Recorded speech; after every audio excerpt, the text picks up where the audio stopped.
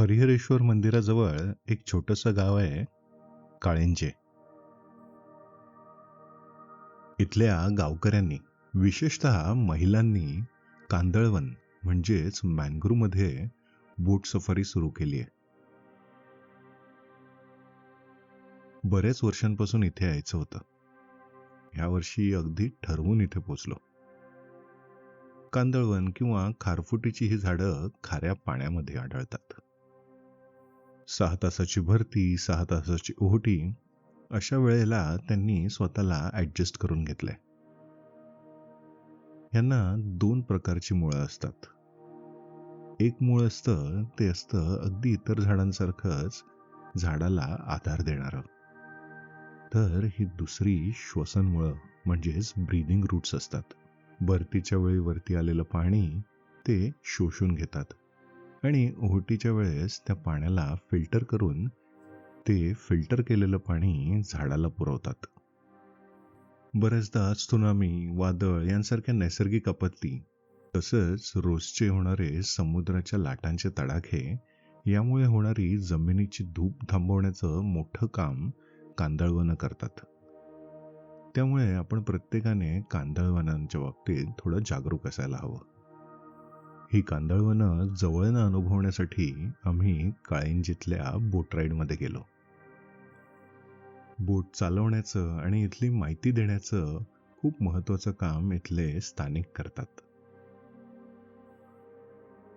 बोट ride सुरू होऊन थोडाच वेळ झाला असेल, अगदी थोड्याच अंतरावरती आम्हाला ही ब्राह्मिणी काईट म्हणजे समुद्री घार दिसली.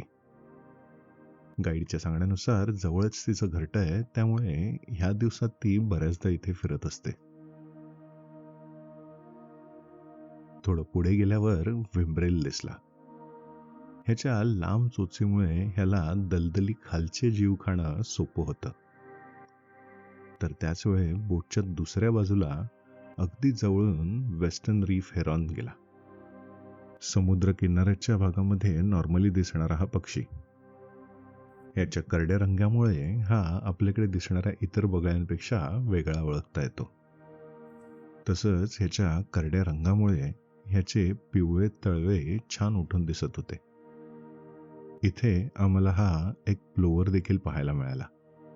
व्हिम्ब्रेल सारखेच पण त्यापेक्षा थोडी मोठी चोच असणारा इथे एक दुसरा पक्षी दिसला, तो म्हणजे युरेशियन कर्लू.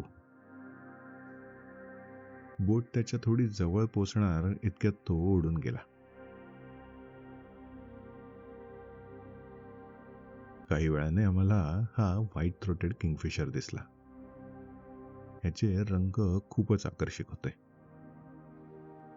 इथे दिसलेला दुसरा खंड्या म्हणजे कॉमन किंगफिशर. बाकीच्या पांढऱ्या, काळ्या आणि करड्या रंगाच्या पक्ष्यांसमोर हे दोन्ही किंगफिशर खूप आकर्षक दिसत होते. बोट एका पॉइंटवर पोचल्यावर मग इथल्या गाईड रेखा लोखंडे यांनी काळिंजे तसंच कांदळवनाची थोडी माहिती द्यायला सुरुवात केली. सफारी करतो. हे कांदळवन इतर वनाप्रमाणेच आहे, पण याची खासियत अशी की या गावाला निसर्गाने खूप सुंदर कांदळवन बेटाच्या स्वरूपात लाभलं गेलेलं आहे. इकडे समोर बघा लास्टला नारळाची झाडं दिसत आहेत आपल्याला. ते बेट आहे, ते 30 एकरचं बेट आहे. चारी बाजूने त्याला खारं पाणी आहे आणि मध्येच ते बेट आहे. पण वैशिष्ट्य म्हणतात ना, निसर्गाने आपल्याला काहीतरी, आपल्या गावाला काहीतरी दिलेलं आहे. तसं त्या बेटामध्ये नारळ, पोपळ, चिंचा, आंबा, काजू, फणस सगळी वनस्पती आहेत. एकेकाळी तिथे लोकवस्ती राहायची, भातशेती करायची, वाल, वांगी, टॅमॅटो वगैरे पिकवायची.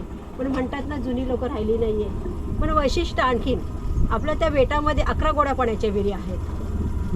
मग किती निसर्गाने आपल्याला देणगीच दिलेली आहे ना. चारी बाजूनी खारं पाणी आणि 11 गोड्या पाण्याच्या विहिरी आहेत.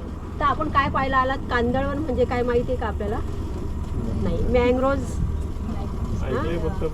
कांदळवन म्हणजे हा मराठी शब्द आला, मँग्रोव्ज म्हणजे हा इंग्लिशमध्ये हा शब्द आहे. म्हणजे कांदळवन, मँग्रोव्ह व खारफुटी, खाऱ्या पाण्यामध्ये राहणाऱ्या ह्या वनस्पती. आता या दोन्ही बाजूने आपल्याला दिसत आहेत ना, सगळ्या मँग्रोव्हच्या वनस्पती आहेत. आता हा एरिया आहे 190 हेक्टरचा एरिया आहे. त्याच्या 190 हेक्टरमध्ये आपल्याकडे 13 प्रकारच्या झाडं दिसत आहेत व पुऱ्या महाराष्ट्रामध्ये 18 प्रकारच्या आहेत. पण म्हणतात ना, मँग्रोव्ह आपल्या जीवनामध्ये किती महत्त्व आहे ते आज आपण जाणून घेणार आहोत. हे समोरच बघा दिसते आपल्याला, पिवळ्या पानांची, अशी लांब पानांची दिसते. तिचं नाव आहे सोनेरीच्या अपेटाला. पिवळी चिप्पी म्हणतात तिला, व सोनचिप्पी सुद्धा म्हटली जाते. तिची पानं बघा आपल्याला एकदा असे जरा पिवळ्यासारखे दिसतात आणि तिला बोरींसारखं असं फळ येतं, मग सोनचिप्पी म्हणतात तिला. आता त्याच्याच बाजूला बघा या साईडला पण दिसते, या साईडला पण दिसते. तिला मराठीमध्ये तिवर म्हणतात व इंग्लिशमध्ये एविशिनिया मरीना. आणखी ते त्याच्या बाजूला बघा आणखीन जरा मोठी पत्ती आहेत त्यांना. ही एक बारीक पत्त्याची आणि ती जरा मोठी पत्ती आहे. ही एविशिनिया मरीना, ती एविशिनिया अपिसिनालिस, भारतीय तिवर म्हणतात.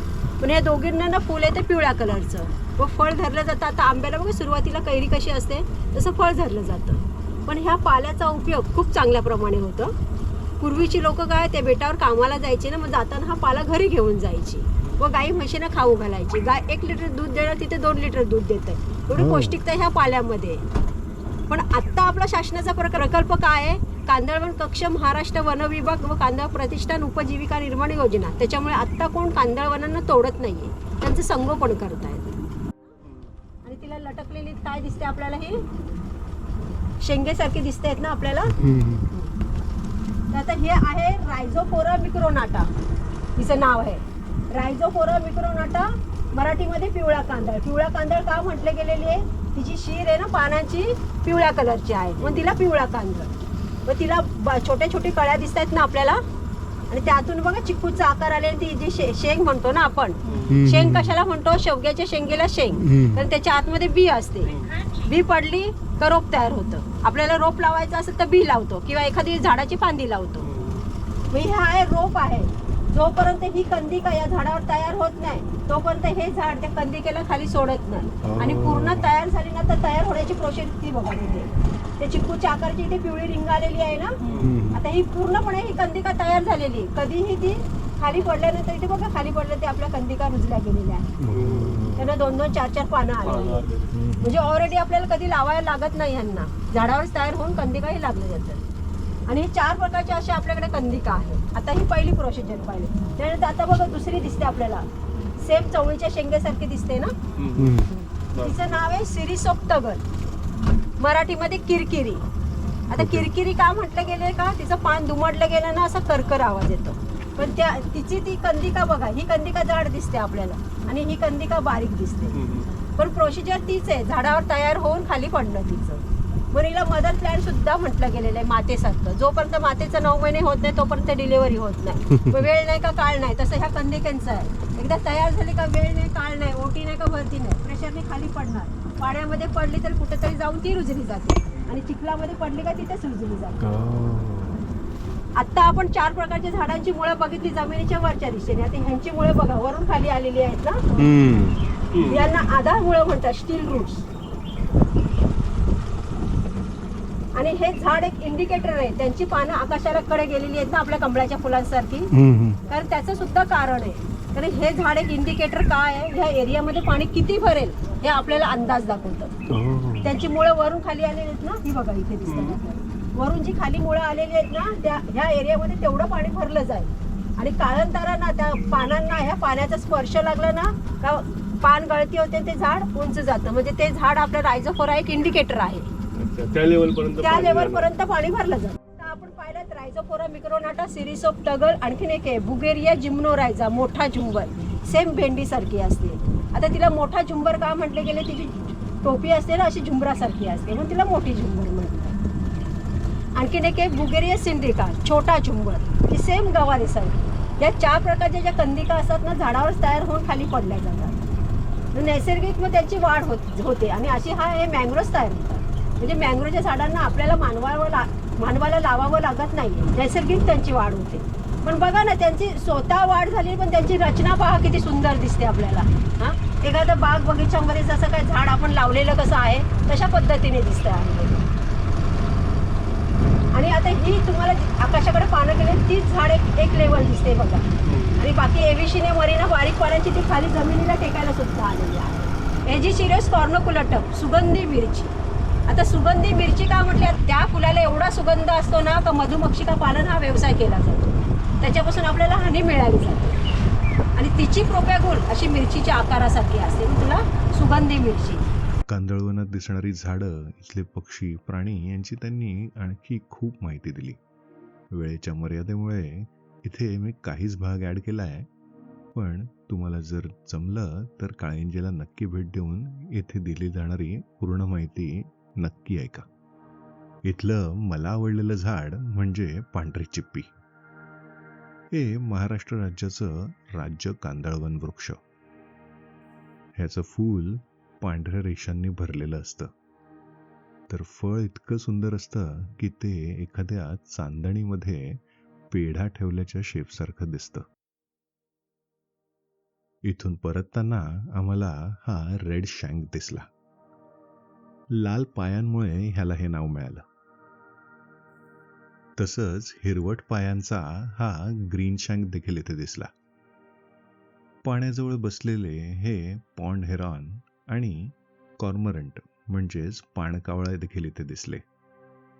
पिवळ्या तळव्यांचा इथे दिसलेला दुसरा पक्षी म्हणजे लिटल इग्रेट. तसंच हा लांब चोचीचा ब्लॅक हेडेड आयबिस म्हणजेच काळ्या डोक्याचा शराटी हा पक्षी देखील इथे पाहायला मिळाला. काही वेळाने आम्हाला हा ग्रे हेरॉन दिसला. तो सापासारखं काहीतरी खात होता. आम्ही थोडं पुढे जाऊन पाहणार एवढ्यात त्याने ते फस्त पण करून टाकलं.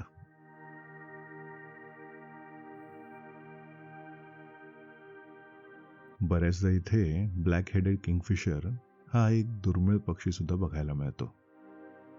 आणि जर तुमचं नशीब अगदीच चांगलं असेल तर तुम्हाला इथे स्मूथ कॉटेड ऑटर म्हणजेच पाणमांजर देखील बघायला मिळू शकतं.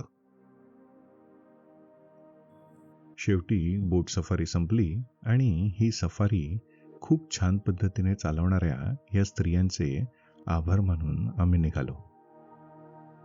सर्वसामान्यांना कांदळवनाची माहिती मिळावी म्हणून, कांदळवनाचे संरक्षण व्हावे म्हणून, तसंच गावकऱ्यांना एक शाश्वत उपजीविका उपलब्ध व्हावी म्हणून मॅनग्रोव्ह सेल तसंच वन विभागाने हाती घेतलेल्या प्रोजेक्टचं करावं तितकं कौतुक कमी आहे. तुम्ही सुद्धा या जागेला भेट देऊन ह्या गावाला, ह्या प्रोजेक्टला आणि ह्या कांदळवनाला आपली मोलाची साथ नक्की द्या. आशा करतो की कांदळवनाची माहिती देणारा हा काळिंजेचा व्हिडिओ तुम्हाला आवडला असेल तर आपल्या फ्रेंड्सबरोबर नक्की शेअर करा. आणि असेच व्हिडिओ पाहण्यासाठी तसंच आपल्या आजूबाजूला दिसणाऱ्या पक्ष्यांची माहिती देणारे व्हिडिओ पाहण्यासाठी या चॅनलला नक्की सबस्क्राईब करा. थँक्यू.